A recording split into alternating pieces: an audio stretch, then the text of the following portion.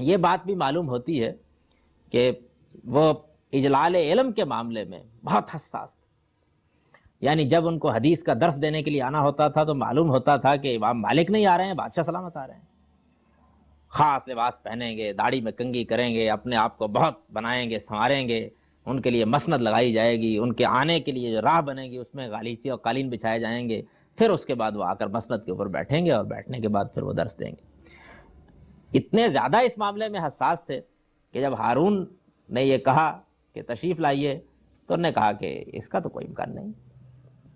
علم کے لیے تو آنا ہی پڑتا ہے، علم تو زائر کا تقاضا کرتا ہے، یہ زیارت کرنے کے لیے جایا نہیں کرتا. چنانچہ وہ آئے. وہاں پہ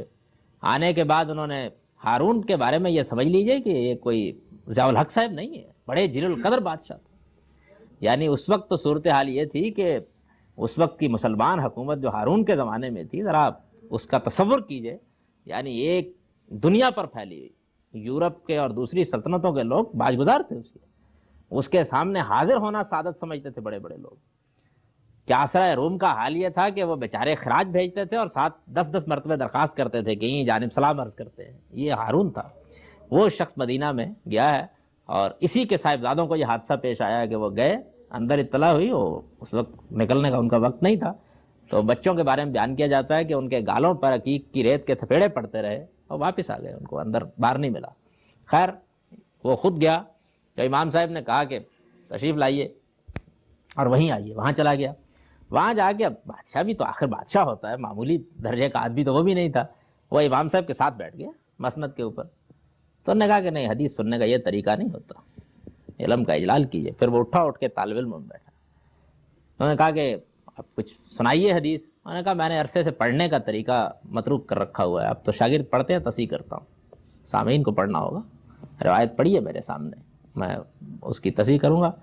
یہ انہوں نے کہا. تو ہارون نے یہ کہا کہ لوگوں کو اٹھا دیجئے، میں پڑھ دیتا ہوں، قرات کر دیتا ہوں. مطلب یہ تھا کہ آخر کوئی تو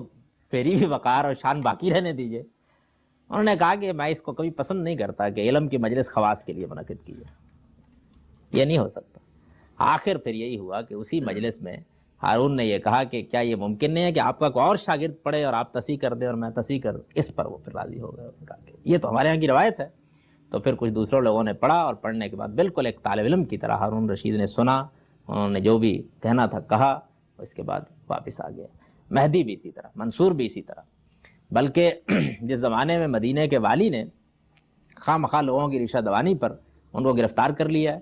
اور ان کے بارے میں یہ کہا گیا کہ انہوں نے یہ کہہ دیا ہے کہ جبری طلاق واقع نہیں ہوتی.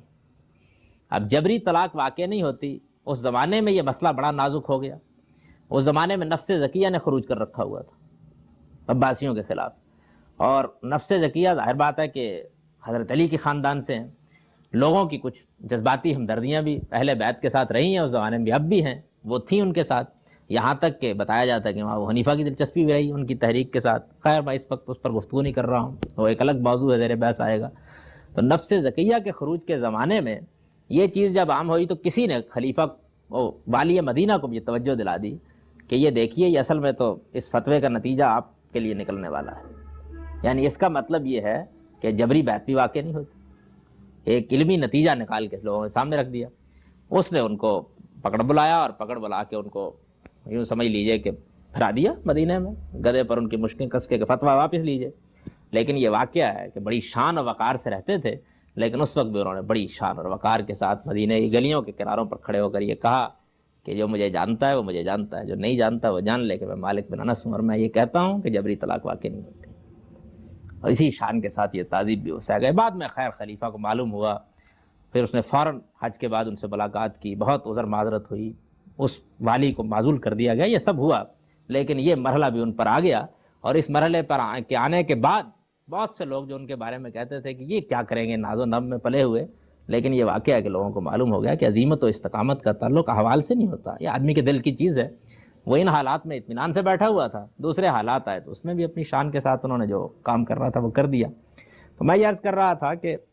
ان سب مراحل سے گزرنے کے باوجود امام صاحب بہرحال اپنی ذاتی زندگی میں بڑی ثروت کے ساتھ رہے. لیکن یہ بھی معلوم ہوتا ہے ان کی تاریخ کو پڑھنے سے کہ ہدایائی پر زیادہ تھا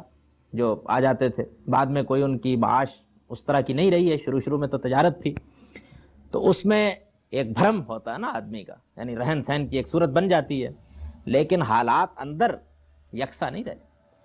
ایسی صورتیں پیدا ہوئی ہیں کہ امام صاحب کے یہاں فاقے کی نوبت بھی آ گئی ہے۔ مشہور واقعہ ہے کہ ان کا عام طریقہ یہ تھا کہ لوگ ان کو کہتے بھی کہ آپ چلے جاتے ہیں خلفاء سے ملنے کے لیے، تو وہ کہتے کہ میں نصیحت کرتا ہوں جب بھی کبھی جاتا ہوں۔ منصور کو انہوں نے بار بار توجہ دلائی کہ حکمران مجلس میں بیٹھے ہوئے جب وہ آیا کہ اس کو رعایا کے احوال سے باخبر ہونا چاہیے، کئی اسالیب میں توجہ دلائی، وہ بار بار یہی کہتا رہا کہ آپ جو کہتے ہیں میں کرتا ہوں، جو کہتے ہیں میں کرتا ہوں۔ وہ معلوم ہوتا ہے کہ باور نہیں کر رہے تھے، تو بار بار توجہ دلاتے رہے۔ تو اس نے کہا کہ آپ کے خانہ شریف میں کبھی کبھی جب بچے بھوک سے روتے ہیں ان دنوں، تو آپ حکم فرما دیتے ہیں کہ چکی ذرا تیز چلا دیجیے جو گھر میں پیسنے کی ہوتی ہے تاکہ آواز ہمسایوں میں نہ جائے۔ تو نے کہا کہ واللہ یہ تو میرے علاوہ کوئی نہیں جانتا۔ تو نے کہا کہ جو شخص آپ کے گھر کی اس حالت سے واقف ہے اس کے بارے میں کیا فرماتے ہیں آپ؟ میں احوال رعایا سے واقف نہیں ہوں۔ اس سے یہ بھی اندازہ کر لیجئے کہ ہمارے یہاں خلافت راشدہ اصل میں ختم کر دی لوگوں نے بڑی جلدی، لیکن ہمارے بادشاہوں کا حال بھی یہ رہا ہے، اور امام مالک پر بھی اندر یہ حالات آتے رہے ہیں۔ اس طرح کے غنا نفس رکھنے والے لوگوں کے ساتھ یہ معاملہ ہوتا ہے، یعنی وہ ایک خاص شان کی زندگی تو اختیار کر لیتے ہیں اور اللہ اس بھرم کو قائم بھی رکھتا ہے۔ امام مالک کا بھی یہ ساری زندگی اللہ تعالیٰ نے رکھا ہے، لیکن اندر یہ حالتیں بھی بعض اوقات آ جاتی ہیں کہ اگر وہ بڑھیا اس وقت عمر کے زمانے میں کچھ اینٹ روڑے ڈال کر ہڈیاں پکا کے بچوں کو بہلا رہی تھی، تو امام دارالہجرہ بھی کبھی کبھی اپنے بچوں کے رونے کی آواز ہمسایوں کو نہ جائے اور معلوم نہ ہو کہ کیا مسئلہ ہے، چکی چلا دیتے گھر میں ہاتھ کی تاکہ اس کی آواز میں کچھ تھوڑی بہت آواز دب جائے۔ تو یہ معلوم ہوتا ہے کہ اس وقت اس طرح کے حالات بھی ان پر آتے رہے۔ علم کے ساتھ ان کا اشتغال کبھی کم نہیں ہوا۔ یہ معلوم ہوتا ہے کہ جہاں کہیں سے بھی ان کو معلوم ہوا ہے کہ وہ کوئی چیز حاصل کر سکتے ہیں انہوں نے حاصل کی ہے، لیکن چونکہ انہوں نے ابتدائی تعلیم ربیہ سے پائی تھی، اس وجہ سے امام کا معاملہ وہ نہیں ہے جو مثلاً امام احمد بن حنبل کا ہے کہ زیادہ اشتغال صرف اخبار و روایاتی سے ہو۔ امام کے ہاں رائے اور روایت دونوں معلوم ہوتا ہے کہ بہت ساتھ ساتھ چلتے ہیں، بلکہ شروع میں رائے کا بہت غلبہ رہا ہے، وہ اجتہاد کرتے تھے، اجتہادی آراء دیتے تھے، روایت کے معاملے میں بہت محتاط شروع ہی سے رہے، بلکہ نبی صلی اللہ علیہ وسلم کی طرف اگر نسبت دے کر یہ بیان کیا جائے کہ انہوں نے یہ فرمایا، یعنی ایک تو ایک واقعہ بیان کیا جائے کہ حضور صلی اللہ علیہ وسلم نے یوں کیا یا ہم نے ان کو یوں دیکھا، لیکن حضور صلی اللہ علیہ وسلم کے منہ میں الفاظ ڈالے جائیں تو امام مالک واحد محدث ہیں کہ جو اس بات میں بڑا اصرار کرتے ہیں کہ روایت باللفظ ہونی چاہیے، یعنی نبی صلی اللہ علیہ وسلم کے الفاظ میں روایت بالمعنی کو وہ ناپسند کرتے ہیں، اگرچہ ان کو روایت بالمعنی قبول کرنی پڑی ہے بعض معاملات میں، لیکن بہرحال آثار کے معاملے میں یہ ہے کہ جلیل القدر لوگوں کے آثار کا بڑا ذخیرہ ان کے پاس رہا ہے۔ حضرت عمر کے آثار، عروہ بن زبیر کے آثار، حضرت عائشہ صدیقہ کے آثار، عبداللہ بن عمر کے آثار، یعنی وہ جلیل القدر صحابہ جن کا مدینے میں زیادہ دیر تک قیام کرنے کا جن کو رہا ہے، موقع ملا ہے، ان کے آثار بھی ان کے ہاں موطا میں بھی ملتے ہیں، اور اس میں فقہ ابن عمر تو خیر بہت زیادہ ہے، تو امام مالک ان تمام آثار سے بھی رجوع کرتے تھے، ان کے ہاں یہ سب چیزیں میں آگے چل کر بیان کروں گا ان کے اصول میں، اس پر بھی کرتے تھے۔ رائے کے معاملے میں شروع میں تو زیادہ میلان ان کا اجتہاد کی جانب تھا، روایت اور آثار کی طرف کم، لیکن آہستہ آہستہ یہ چیزیں جیسے جیسے روایات کا علم زیادہ حاصل کرتے گئے،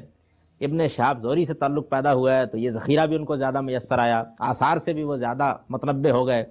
تو پھر ان کا میلان روایت کی طرف ہوتا چلا گیا۔ آخری زمانے کے بارے میں یہ کہا جا سکتا ہے کہ بس اتنا ہی کہا جا سکتا ہے کہ اب فقہ و اجتہاد کے معاملات میں رائے کی نسبت ان پر روایت اور آثار سے استشہاد کا غلبہ تھا، یعنی چھوڑا انہوں نے اس چیز کو کبھی نہیں ہے۔ تو اس لحاظ سے یوں سمجھ لیجئے کہ جس طرح امام ابو حنیفہ کے معاملے میں یہ ہوا کہ روایت و آثار کے معاملے میں اشتغال ہمیشہ ہی کم رہا، اور کم رہنے کی وجہ پر ہم بحث کریں گے جب ان پر گفتگو کریں گے، لیکن امام مالک وہ امام ہیں ائمہ اربعہ میں سے کہ جن میں اس معاملے میں بڑا غیر معمولی توازن ہے۔ شافعی تو بعد کے لوگوں میں سے ہیں، ابتدائی زمانے کے لوگوں میں ان میں اس معاملے میں بڑا توازن ہے۔ علم کے معاملے میں کوئی تعصب بھی نہیں تھا، انہوں نے اہل بیت سے بھی علم حاصل کیا، دوسرے لوگوں سے بھی کیا۔ خیر اہل بیت میں جہاں تک امام جعفر صادق کا تعلق ہے، یہ تو واقعہ ہے کہ ان کو ان لوگوں نے خامخواہ اپنے کھاتے میں ڈال رکھا ہوا ہے، وہ جلیل القدر امام ہیں، خود صاحب اجتہاد ہیں، ان کی اپنی آراء ہیں، وہ خانوادہ پیغمبر کے علم کے وارث ہیں، اور اس زمانے میں اہل علم بہت فخر سمجھتے تھے ان سے استفادہ کرنے کو، وہ معمولی لوگوں میں سے نہیں ہیں، کیونکہ اہل بیت میں سے ہیں اس لیے بہرحال ادھر نتی ہو گئے، ورنہ یہ بات نہیں۔ امام صاحب نے اپنا گھر بھی بہت شاندار بنا رکھا ہوا تھا، اور اپنے گھر پر انہوں نے ماشاء اللہ لکھا ہوا تھا دروازے کے اوپر، کسی نے پوچھا تو کہا کہ قرآن مجید میں اللہ تعالیٰ نے فرمایا ہے تو وَلَوْلَا إِذْ دَخَلْتَ جَنَّتَكَ قُلْتَ مَا شَاءَ اللَّهُ، یعنی قرآن مجید میں یہ آیا تھا نا، تو انہوں نے کہا کہ الجنہ سے مراد یہاں الداری ہے،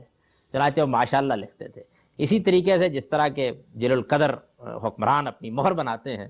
تو یہ بھی روایت انہوں نے ڈالی کہ ایک عالم کی بھی مہر ہونی چاہیے، چنانچہ ان کی مہر تھی جس پر حسبی اللہ و نعم الوکیل لکھا ہوا تھا، وہ اپنی آرا وغیرہ میں لگاتے بھی تھے۔ ان کے بڑے بڑے شاگردوں نے بعد میں جب ان کا علم پھیلایا ہے تو ان کی شخصیت کے یہ پہلو بھی اس کے ساتھ ہی منتقل ہوئے ہیں، اور جب یہ منتقل ہوئے ہیں تو لوگوں کے اندر بڑی غیر معمولی عقیدت و شان و احترام ان کے پیدا ہوا۔ کسی مجلس میں بھی یہ معلوم ہوتا ہے کہ وہ گئے ہیں تو اگر ان کے شان معاملہ ان کے ساتھ نہیں کیا گیا تو انہوں نے بالکل اس چیز کو گوارا نہیں کیا، یعنی وہ یا تو اٹھ کر چلے آئے ہیں وہاں سے، یا پھر یہ ہے کہ لوگوں کو یہ معاملہ کرنا پڑا ہے۔ خلفاء کو جب کبھی وہ ملنے کے لیے گئے ہیں تو اس سے کم پر انہوں نے کبھی کنایت نہیں کی کہ بادشاہ کی مسند پر اس کے برابر بیٹھے۔ ان کو جب خلعت دی گئی ہے عباسی خلیفوں کی طرف سے تو خلعت کے بارے میں عام طریقہ یہ تھا کہ وہ پہنائی جاتی تھی، اور کوئی سمجھے خواجہ سرا پہناتا تھا۔ جب اس نے پہنانے کے آگے بڑھایا تو پسند نہیں کیا، انہوں نے اپنے کندھے سے جھٹک دیا ہے، تو خلیفہ نے محسوس کر لیا تو انہوں نے کہا کہ نہیں، سامان میں رکھ دیجیے،